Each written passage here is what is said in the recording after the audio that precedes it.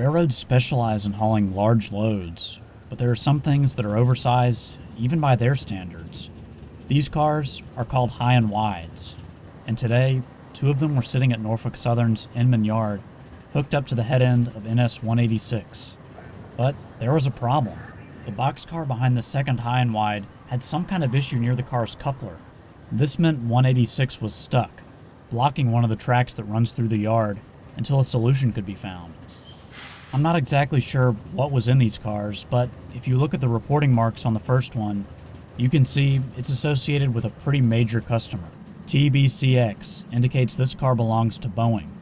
A little internet research says its numbers indicate the type of plane it's carrying parts for. So this one would have components for a 767.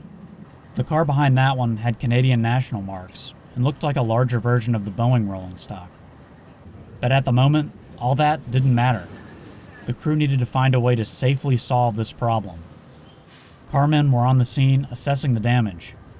Ultimately, the decision was made to couple the boxcar back up to the train and set it out for further repairs. Keep in mind, this is a busy rail yard next to an active main line, and trains are constantly on the move. This southbound rounded the bend as crews were looking at the damaged boxcar. It had a high and wide of its own, a heat exchanger made by Thermal Engineering International. After that train passed, it looked like the carmen had come up with a temporary fix so the crew could get the boxcar out of their train. Now it was time for a trip to the yard's RIP track. RIP, repair in place.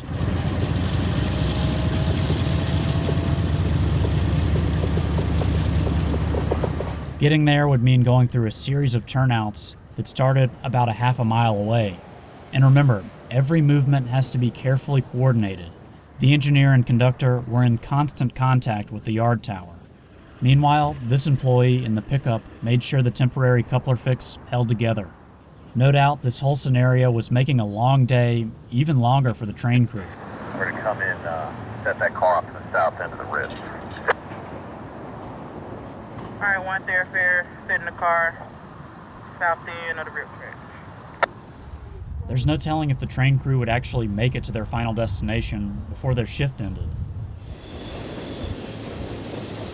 Now, it was time to back into the yard. This meant going through several switches. The conductor checked each one to make sure they were all aligned properly. A good idea with such precious cargo. One more away to see the couple. After about 30 minutes, they had the car set out, and it was time to head back to the rest of their train. That took another 15 minutes.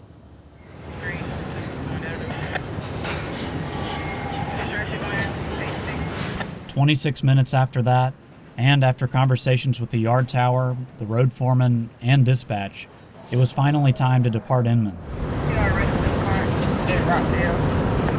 The dispatcher said they would only get a few miles down the road before being held again at a signal. I have to hold you at spring until 372 leaves. They left cars on the main one. Hurry up and wait. Just another day on the railroad.